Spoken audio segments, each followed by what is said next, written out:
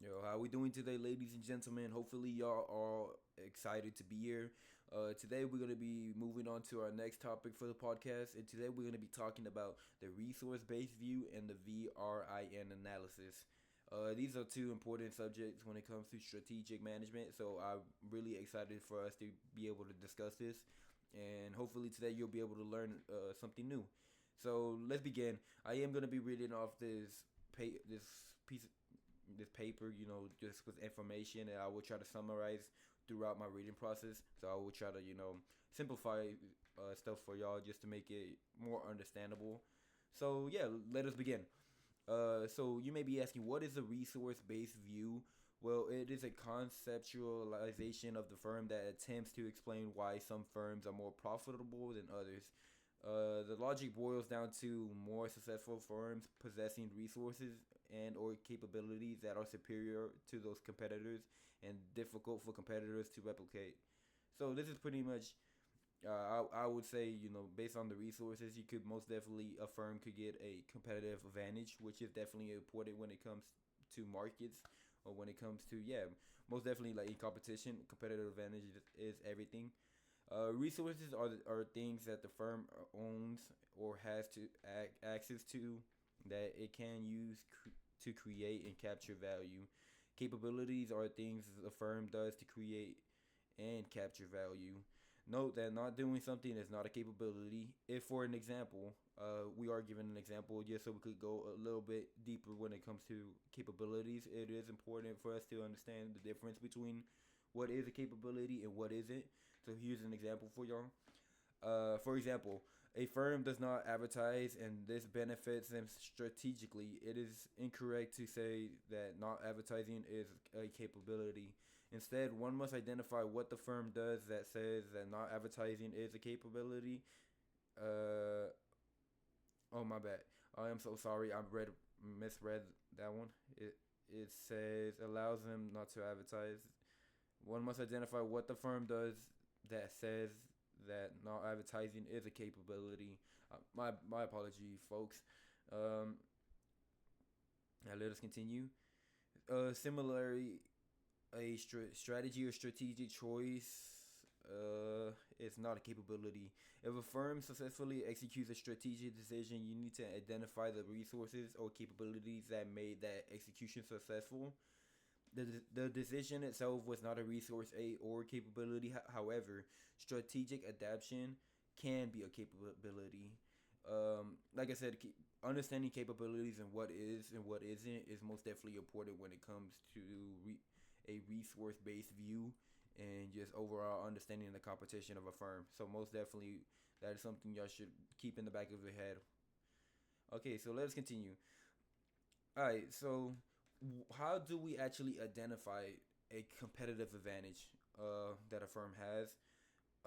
It really does come down to it requires identifying the resources and capabilities that are key to its success. It really comes down to that. These are also known, and those like key resources and capabilities are also known as core compet- com- competencies.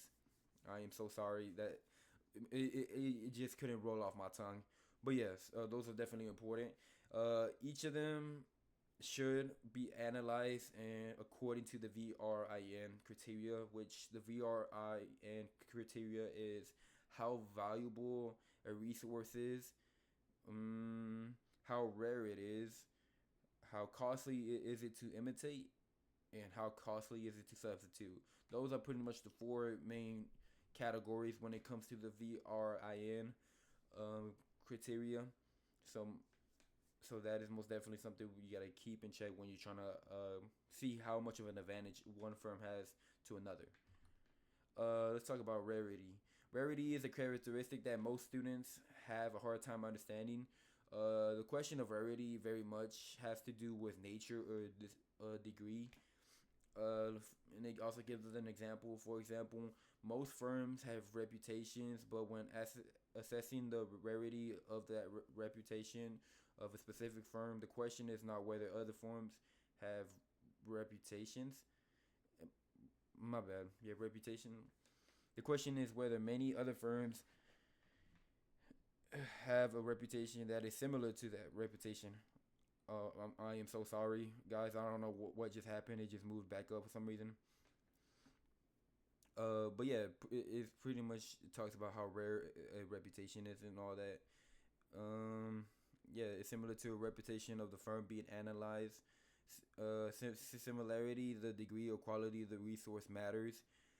And it also gives another example for us to understand rarity a little bit more. It says, for example, if a manufacturer has been recognized as the highest quality manufacturer in the field, then its reputation for quality is rare, which is most definitely important when it comes to obtaining resources for a firm. The more rare it gets, the higher the competitive advantage it will they will have over other firms. So most definitely that is important. Um, so let's continue. Being seen as the best is rare. Let's continue. We're gonna talk about another common problem when it comes to rarity. So it says another common problem with reasoning about rarity is when the analysis says that a resource is not rare, but it's difficult to imitate. This does not make sense. If a resource is not rare, then it must not be difficult to imitate because it has been imitated many times. So that makes sense by itself. If something for it to be rare and for something to be considered rare, it has to be pretty hard to imitate. So it does kind of it wouldn't really make sense for something to be not rare, but it's difficult to imitate. So that's one mistake, one common mistake when it comes to reasoning about rarity. So most definitely keep that in the back of your head. Let's continue. Alright, so the VRIN analysis is performed resource by resource. Please make sure to keep that in mind. It has to go through each resource and get a sort of explanation, or it's going to give us a category. Like I said, we do have a chart right here, so we're going to take a look at that together so we could get an idea on how stuff will get categorized. But yes, but it says one at a time. So like I said, it has to go resource from resource. So it also talks about the paper I'm reading off. It also talks about an incorrect way on how to analyze a product. So like we did just mention, it has to go by resource to resource. But here's the wrong way that some people, which I believe is most common, but this is a wrong way about going to analyze a firm. So it says Apple is valuable because Apple is rare because etc. It is also incorrect to say a valuable resource of Apple is its operating systems. This is the correct way of going about it. So my bad, I should have mentioned that, but it says a valuable resource of Apple's is its operating system. A rare resource of Apple's is its brand, and etc. But that's a better way of being able to break down what actually makes Apple stand out. The buddies, but oh my bad. It says they're both incorrect. Please, I am so sorry. I'm trying to read off this paper, but yeah, I didn't read it. But yeah, those are incorrect ways. Oh, it makes sense. Like I did mention, you have to go resource by resource. So I'm so sorry about that, guys. Don't do that way. Some people will go about it that way, but it's most definitely, it says very common mistakes. So it happens. Like as you can tell, I just made the mistake. So apologies for that. But yeah, those are both common mistakes when it comes to performing this analysis. They do not provide an insight into sustainable competitive advantages. That is the main reason why those are mistakes. And also explains deeper as to why, and that is because a sustainable competitive advantage comes from resources and capabilities that meet all of the VRIN criteria. And this time, this is the correct approach when it comes to doing an analysis.